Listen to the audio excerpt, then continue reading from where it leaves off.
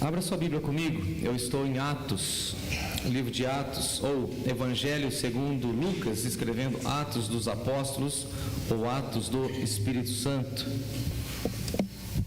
Abra aí comigo no texto de Atos capítulo 4.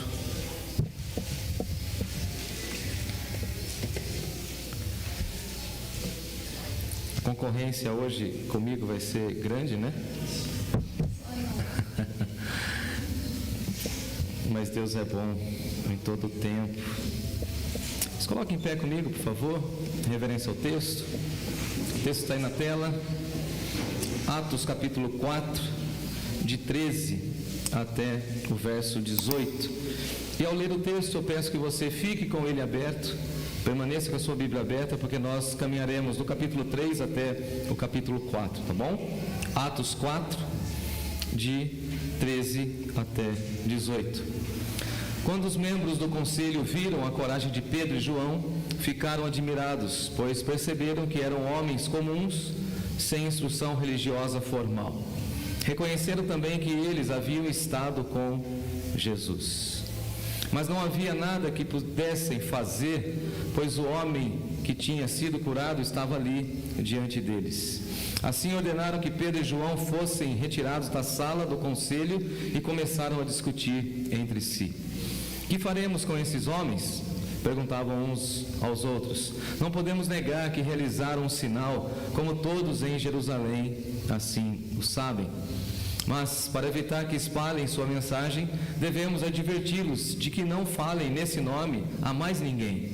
Então chamaram de volta e ordenaram que nunca mais falassem nem ensinassem em nome de Jesus. Vamos orar? Senhor nosso Deus e Pai, diante da Tua Palavra nós mais uma vez nos curvamos e pedimos que o Senhor nos fortaleça para a proclamação da Tua mensagem. Como é bom estar na Tua casa, como é bom ouvir a Tua voz e como é bom fazer parte do Teu povo. Permita, Deus, que Teu Espírito fale ao nosso coração. Em nome de Jesus nós oramos. Amém. Pode tomar o seu assento, o seu lugar, fica à vontade. Não podemos deixar de falar das coisas que vimos e daquilo que ouvimos. Vimos e ouvimos. Nós cristãos temos uma missão, e a missão é ir por todo mundo e pregar o Evangelho. Pesa sobre nós a responsabilidade de anunciar ao mundo e dizer ao mundo aquilo que nós ouvimos e aquilo que nós aprendemos de Jesus ou da parte de Jesus e com Jesus. E certamente nós temos muito a falar e muito a dizer a esse mundo em trevas, e é muito bom saber que, mesmo com as nossas lutas e dificuldades, a doce companhia de Jesus é conosco e Ele está conosco. Às vezes nós ficamos temerosos e apreensivos diante de um contexto tão difícil como o nosso, como nós vamos anunciar a mensagem, como vamos proclamar o Evangelho dEle, e a doce presença dEle é conosco, por nós e através de nós. E a promessa de Jesus é o seguinte: eis que estou convosco todos os dias até a consumação dos séculos. Então, conforme você vai pregando, você vai anunciando, você vai vivendo, você tem a doce presença do Senhor Jesus. Hora outra você fica preocupado ou preocupada, hora outra você fica meio desesperado, você meio que se envolve nas ansiedades, mas Ele fala assim: eu estou do seu lado, eu seguro a tua mão, eu não te abandono, eu estou com você. Você pode ficar um pouco deprimido, mas a minha mão vai te fortalecer. Eu gosto da expressão de Isaías, que o de Isaías diz que o próprio Deus tem o seu nome na palma da sua mão. É essa mão de Deus que nos dá segurança, é essa mão de Deus que nos leva para a missão. E algumas pessoas falam assim: então só os pastores, só os missionários é que devem proclamar o Evangelho? Eu falo: não, todos nós. Pesa sobre nós essa responsabilidade. Você vai falar o seguinte: eu sei, não, mas e quem não é tão comunicativo? Quem tem vergonha? Quem não tem tanta habilidade? A palavra dele é o seguinte: eu estou com você. Lembra de Jeremias? Eu sou com a sua boca, eu falarei por meio da sua vida. Não é a sua eloquência, mas é o poder da mensagem de Deus. E Jesus deixou muito claro essa nova missão para os seus discípulos, a fim de que eles fossem suas testemunhas. E nós precisamos lembrar que, criados à imagem e semelhança de Deus, precisamos divulgar ao mundo e ser de fato uma testemunha. Eu gosto de pensar no livro de Atos, a partir de Atos 1:8. Semeis as minhas testemunhas, vocês vão receber, e há de descer sobre vós o Espírito Santo. E Atos 1:8 é a chave interpretativa para a gente entender a história da igreja. Jesus deixa a missão, o seguinte: ide por todo mundo e pregai o Evangelho, ensine todas as pessoas, ou seja, não deixem de falar aquilo que vocês viram e ouviram, ou seja, sejam as minhas testemunhas. Agora, o grande problema é que nós queremos fazer as coisas ao invés de sermos testemunhas. Não fomos chamados para ficar fazendo coisas, acumulando cargos, ser alguém. Não, você e eu somos chamados apenas e tão somente a ser testemunha. O que é uma testemunha? Posso contar uma história? Acho que eu já contei aqui. Posso contar a história ou não? Joyce, posso contar a história? Eu sabia que eu ia brincar com você.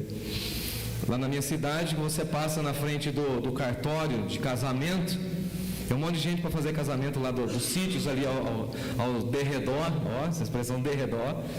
E aí você está passando, o pessoal fala assim: você não pode ser minha testemunha? Já contei essa história aqui? Já? Aí o camarada falou assim: você não pode ser minha testemunha. Eu falei: nem te conheço, cara. Que história é essa? Não, eu pago um lanche para você, um salgado e uma coca. Eu falei: não, para ser testemunha, para assinar, eu preciso saber. Você vai cuidar dessa mulher? Fiquei pensando, né? Minha cabeça já é essa. Como que eu vou testemunhar? Como que eu vou dar meu nome? Ou, por exemplo, num acidente de carro, ninguém viu, aí você fala assim: você não pode ser testemunha. Agora veja que a expressão de Jesus, testemunha, é uma expressão judicial.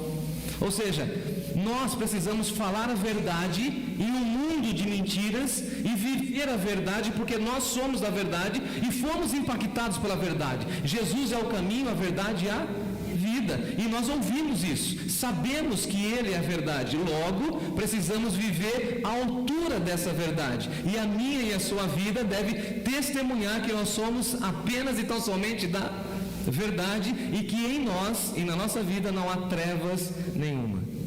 Somos testemunhas. Então a sua postura, a sua fala, a sua presença deveria mostrar ao mundo que nós somos de Jesus, que nós somos dele e que fomos impactados por essa mensagem. E por isso ele fala o seguinte: vocês no mundo, vocês não precisam ficar fazendo as coisas, é só vocês serem as minhas testemunhas, é só vocês viverem em prol da mensagem, porque essa expressão também tem uma conotação de Marte, daquele que morre confiando na mensagem, daquele que morre defendendo a mensagem. E aí é interessante, quem lida com essa área do direito, nos tribunais você tem que fazer o juramento, né? E fala o seguinte: digo a verdade, somente a... Mas boa parte dos que juram não usam ou não cumprem a verdade. O que Jesus está dizendo é o seguinte: você carrega a verdade de Deus dentro de você e você precisa morrer por essa mensagem. Você precisa sofrer por essa mensagem. Você precisa se entregar por essa mensagem. E se você sofrer como cristão por ser de fato um servo de Deus, morra confiando nessa verdade e confiando nessa promessa de verdade. Vocês são testemunhas. Se lá no seu trabalho você for pressionado a dizer a mentira, seja fiel a Deus e fique com a verdade, porque Ele vai honrar a sua vida. Se no contexto familiar alguma situação te levar a desistir da fé, fique com a verdade, morra com a verdade. Eu me lembro da história de um menino no contexto africano, lá na década de 90, quando ele foi constrangido pelos soldados a negar a fé, e o soldado então diz: se você não negar a fé, nós tiraremos a sua vida. E aquele soldado cruel dá um tiro na perna daquele garoto com 12 anos. Você nega a fé, E os missionários dizem que aquele menino com 12 anos gritava e dizia: eu sou de Jesus. Aleluia. O soldado deu um tiro na outra perna, com a sua crueldade. E aquele garoto disse: eu sou de Jesus. Aleluia. Os mártires da igreja morreram em prol da mensagem. E hoje nós queremos viver nessa atmosfera de carinho, de afeto, e não queremos mais ser pressionados por conta da mensagem. Não, a mensagem que nós carregamos, a mensagem de Deus em nós, o Espírito Santo de Deus em nós, vai incomodar o mundo. E nós não podemos deixar de falar e de proclamar aquilo que temos visto e ouvido. Apesar de uma sociedade em trevas, a igreja está florescendo para a glória de Deus. É o que nós temos visto. É o que nós temos visto, uma geração surgindo entre nós, e nós queremos ser testemunhas, nós queremos brilhar nessa sociedade, nós queremos fazer a diferença ou marcar a sociedade com a nossa vida, com o nosso sorriso, com a nossa beleza. Por isso que eu falo que na nossa igreja só tem gente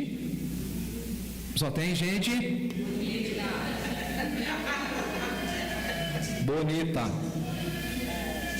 Aí a Natália vai trabalhando com as crianças, resgatando a autoestima das nossas meninas e mostrando a beleza que elas têm, porque elas são o quê? Testemunhas. E com um sorriso, com a beleza, com a clareza da vontade de Deus, nós vamos nesse mundo mostrando que nós somos diferentes. E nós não falamos de nós mesmos, porque a testemunha não tem que falar da sua vida. A testemunha tem que falar da vida daquela que impactou, ou seja, de Jesus Cristo. Então veja comigo que hoje nós nos reunimos aqui como igreja, por exemplo, para fortalecer a nossa fé, para a edificação das nossas almas, para nutrirmos melhor o nosso coração, e depois que nós nos abastecermos, nós seremos completamente separados. Aqui é um movimento de Deus, onde a gente se reúne. Todo mundo aqui está reunido. Amanhã nós estaremos, amanhã de manhã, segunda-feira, estaremos dispersos. Então nós nos reunimos, ouvimos a verdade, somos lembrados da verdade, e amanhã nós estamos brilhando nessa sociedade, nos 4 cantos dessa cidade, dessa região. Amém por isso. Eu não estarei lá onde você trabalha, eu não estarei lá na escola onde você está, mas você estará lá, e lá você tem que ser o que? Uma testemunha. As pessoas têm que olhar para você e para mim e falar assim: essa pessoa teve um encontro com Jesus, foi impactada por Jesus, porque ela vive de uma maneira que diferente, a postura dela é diferente, o olhar dela é diferente, a compaixão que ela tem pelas circunstâncias da vida é diferente. Quem aqui está bravo com o Neymar?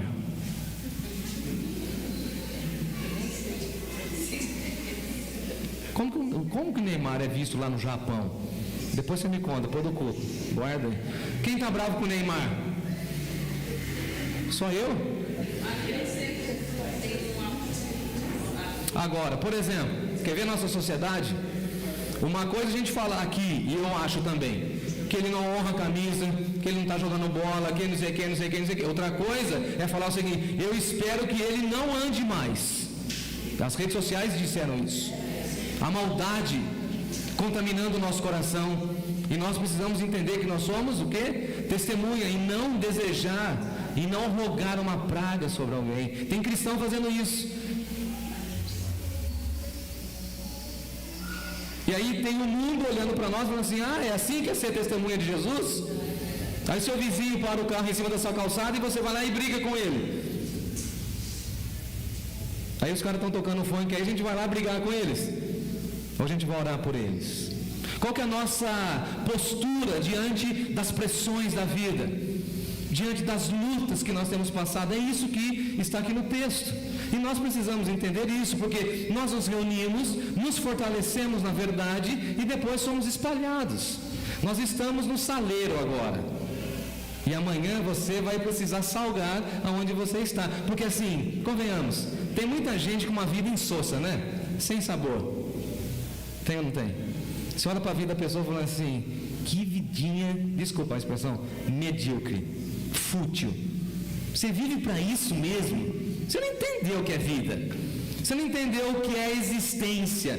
Você não entendeu o que é a beleza de viver para Deus. Você não entendeu o que é dormir em paz, conforme Davi diz assim: em paz me deito, como que é? E logo pego no sono. Porque o nosso coração está em paz. E aí vem a paz de Deus que excede todo entendimento, e as pessoas ficam olhando para nós e falando assim: mas você está em paz em meio a esse conflito? Sim, Senhor. Porque a paz de Deus reina dentro do meu coração, e é isso que eu tenho visto, é isso que eu tenho ouvido, e é isso que eu proclamo. Agora, veja comigo o texto, que tudo isso aconteceu a partir do capítulo 3 do livro de Atos. Você está aí com o texto aberto? Você pode voltar comigo? Estão comigo? Em Atos capítulo 3, nós temos Pedro e João entrando ali na porta do templo. E entrando na porta do templo, eles dão uma olhada e vem ali um homem, no versículo 3, pedindo uma esmola. Nós precisamos de uma esmola pelo amor de Deus. Então veja que eles veem aquele homem coxo que estava ali implorando uma esmola. Aqui uma primeira lição: quem anda com Jesus vê as pessoas de uma maneira diferente. Quem anda com Jesus vê com compaixão e graça. Quem anda com Jesus vê não somente uma pessoa pedindo esmola, mas vê aquilo que está por detrás disso. Esse homem tinha sonhos, tinha projetos, tinha uma visão de vida, mas esse homem estava ali. A pergunta é: quantas pessoas que foram para o templo, que passaram por ele e que não olharam para ele? Mas Pedro e João, porque foram impactados por Jesus, olharam para ele e, vendo ele, observou ele e fitaram o olho nele, versículo 4, conversaram com ele e falou o seguinte: olhe para nós. Eu não sei você, mas às vezes as pessoas querem conversar com a gente e não querem olhar nos olhos. Uma das coisas mais importantes é quando a gente pega na mão de alguém e fala assim: olha nos meus olhos, deixa eu ver se você está comigo. Não é assim? Olhe para nós, olhe nos meus olhos. Eu vou mostrar que o mesmo olhar de Jesus eu tento mostrar para você, que é um olhar de amor, de compaixão. Como a gente olha, por exemplo, o caos mundial, como a gente olha o contexto da guerra ou das guerras. Qual que é a nossa visão, ou como a gente mostra a nossa compaixão? Olha para nós, veja que nós temos a esperança, veja que nós temos a solução, não em nós, mas nós apontamos para Jesus.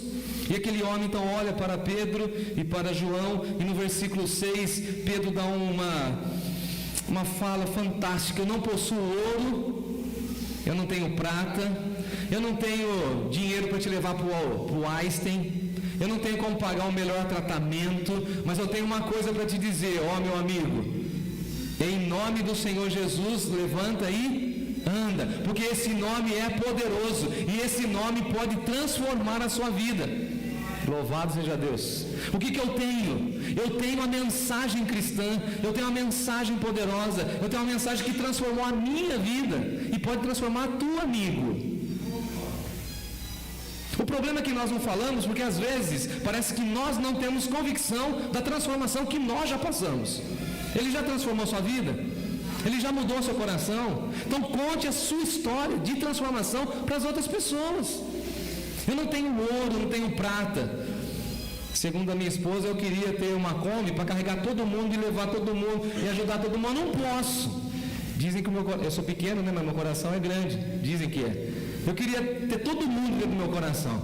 Mas eu falo para as pessoas: eu não possuo prata nem ouro, mas o que eu tenho eu te dou. Tenho a esperança de Jesus Cristo vivendo no meu coração, a esperança da eternidade e a esperança de viver bem em uma igreja, em uma comunidade de fé, onde eu sou amado, respeitado, cuidado e tenho oportunidade de cuidar. Isso eu posso dizer para você, é o que Pedro disse para ele: não tenho prata nem ouro, mas o que eu tenho eu te dou. O que eu tenho? Eu tenho a fé firmada em Cristo Jesus, que venceu a morte e é poderoso e vive e reina para todo sempre. Isso que eu tenho. Eu tenho fé, eu tenho convicção. Será que nós podemos nessa semana olhar para alguém e falar assim: levanta e anda em nome de Jesus? A gente chegar nos lares de pessoas deprimidas e falar assim: Deixe Jesus invadir o seu coração, para que a ansiedade, a depressão saia. Levanta. Eu perdi os sonhos, perdi meus projetos, estou perdendo meu trabalho, mas não desanime não. Jesus está pedindo para você fazer o seguinte: se levante mais uma vez. Levante-se mais uma vez. Eu serei contigo. Eu estarei contigo. Alguém disse que se nós tivéssemos 2.000 oportunidades, nós erraríamos todas elas. E assim nós fazemos. Mas é muito maravilhoso contar com Jesus, que estende a sua poderosa mão e fala o seguinte: eu te levanto mais uma vez.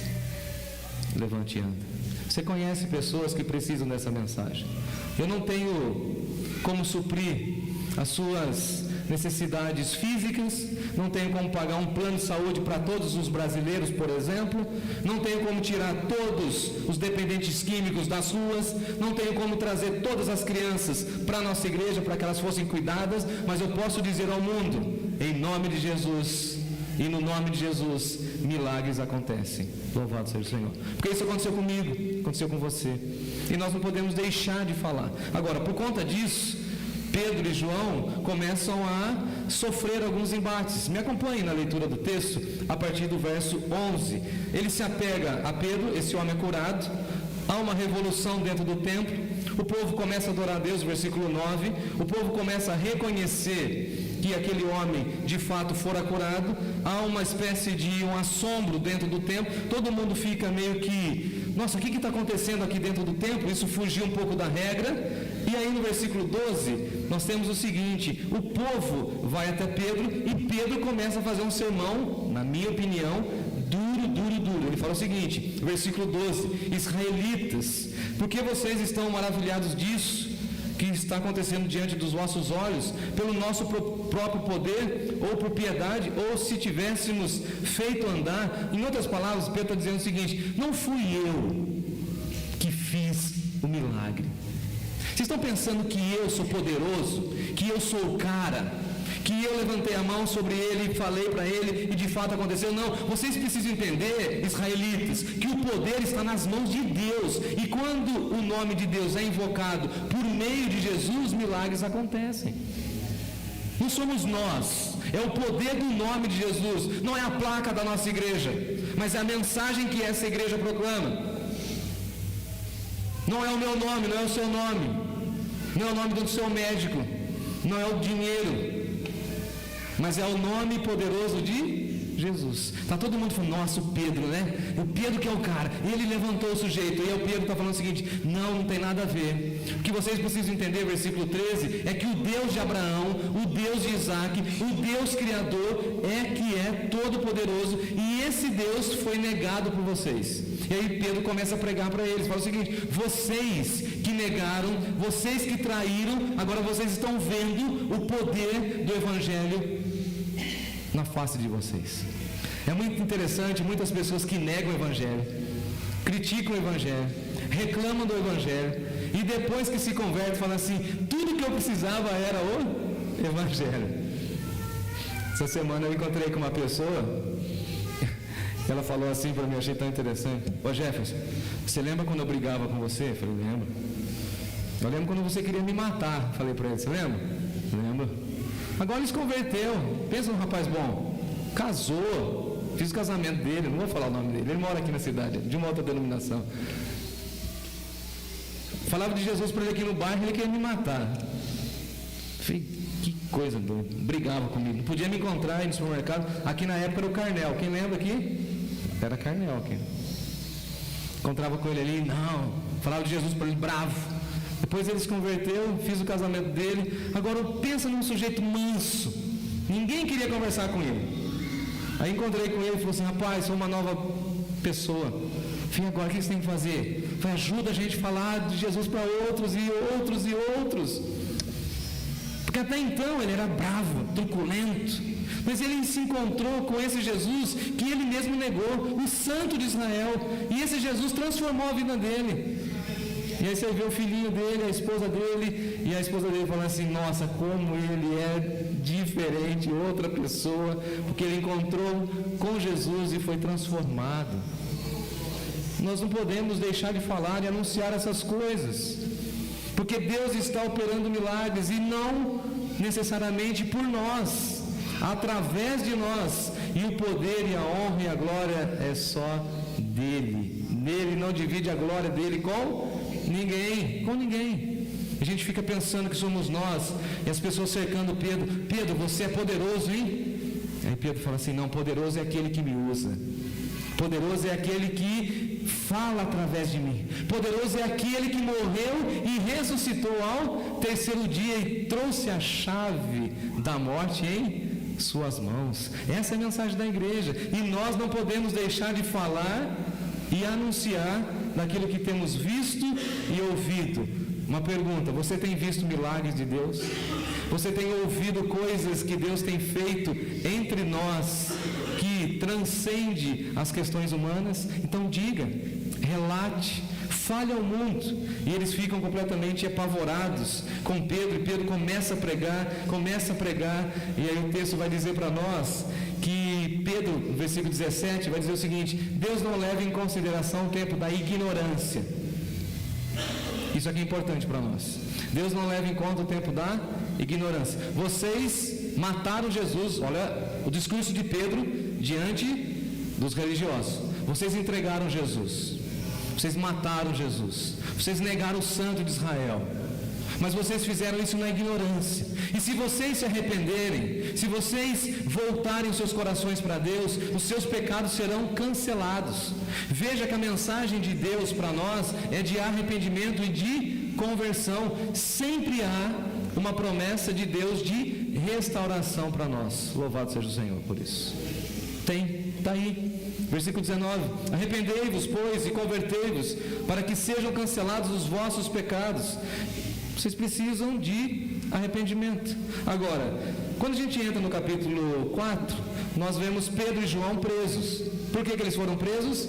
Porque não podia falar da mensagem de Deus, e era proibido naquele primeiro momento, a primeira perseguição da igreja, falar do nome de Jesus. Assim como nós também hoje já sofremos retaliações quando falamos o nome de Jesus e quando defendemos a fé cristã de uma maneira pública, na esfera pública.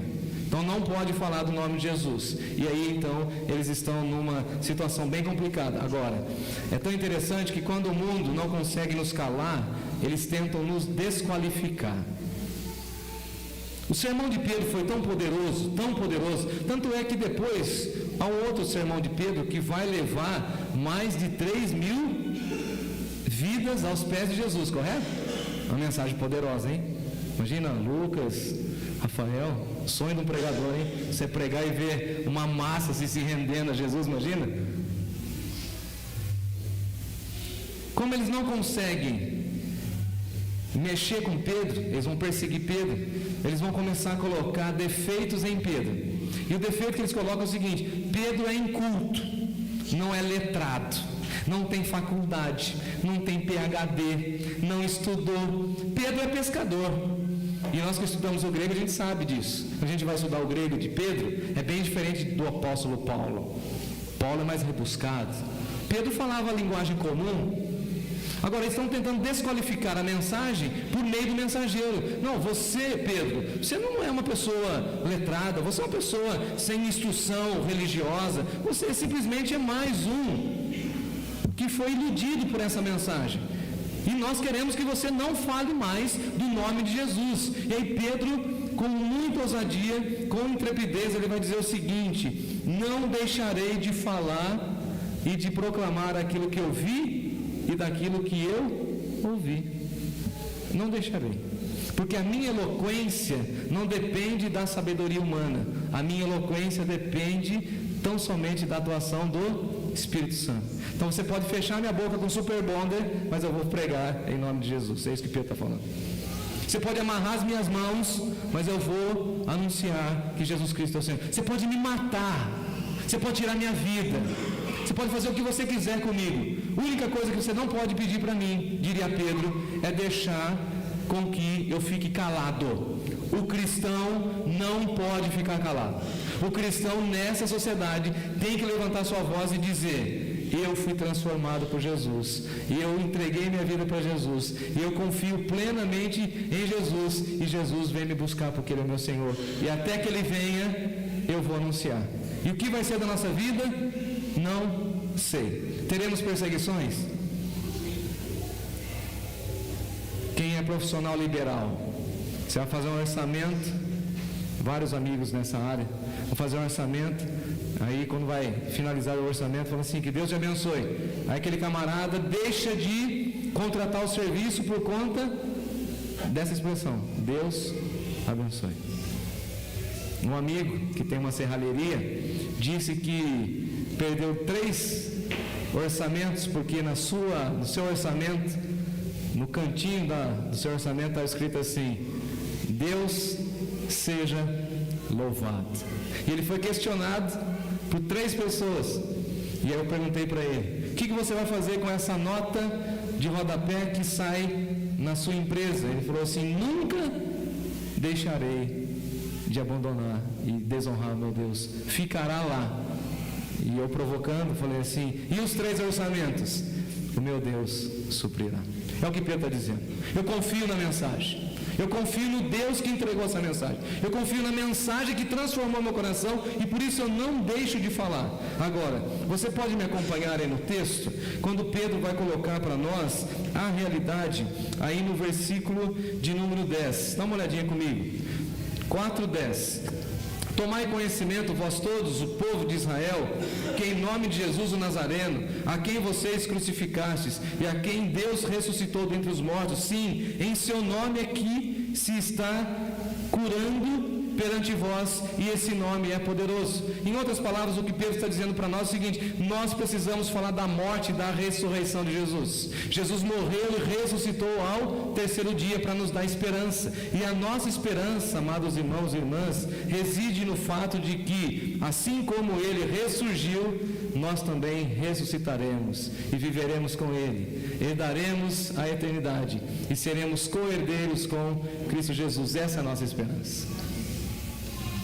A esperança de que nós não teremos mais enfermidades, que nós não choraremos mais, que nós não ouviremos música de péssima qualidade lá na eternidade, porque lá só os anjos vão cantar, louvado seja Deus, glória a Deus, aleluia. Não teremos interferência no meu microfone, que o vizinho liga a serra bem na hora que eu estou pregando de manhã, não teremos corrupção, não teremos política, porque lá na eternidade quem reina é o Rei Jesus. Essa é a nossa esperança, e por isso nós não podemos deixar de falar. O que nós vamos falar? Nossa esperança transcende, está para além dessa vida, dessa existência.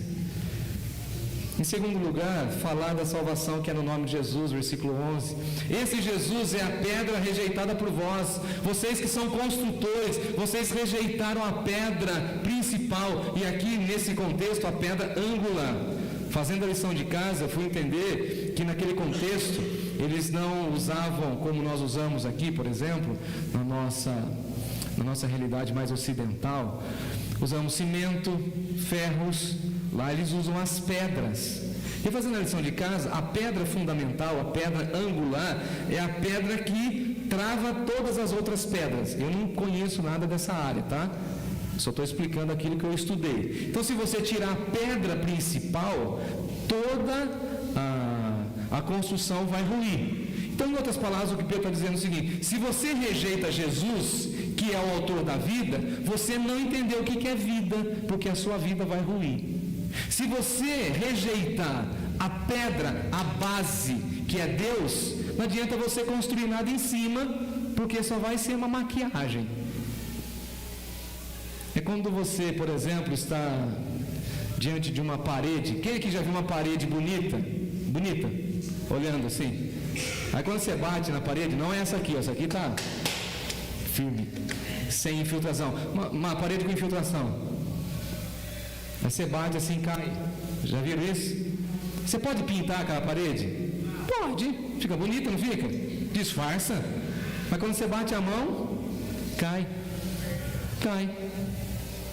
Tem gente que quer construir uma vida bonita, mas não quer confiar a vida a Jesus e fazer de Jesus a base. Aí fica maquiando. Já viu gente maquiada? Esses dias, ontem, né, Natália? Nós fomos para Jandira, no culto de aniversário de 60 anos do meu pastor. E eu vi uma moça lá na igreja, até brinquei com ela. Falei, nossa! Minha igreja, né? Então, fiquei em paz, né?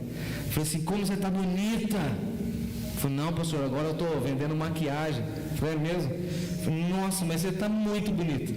Aí chamei o marido dela e fizemos uma farra e tudo. Tá? Falei, não, Jefferson, você precisa ver depois que vai passando aqueles produtinhos que vai tirando. Volta tudo ao normal. Falei, então tira uma foto. Aproveita que está bonita. Faz uma selfie.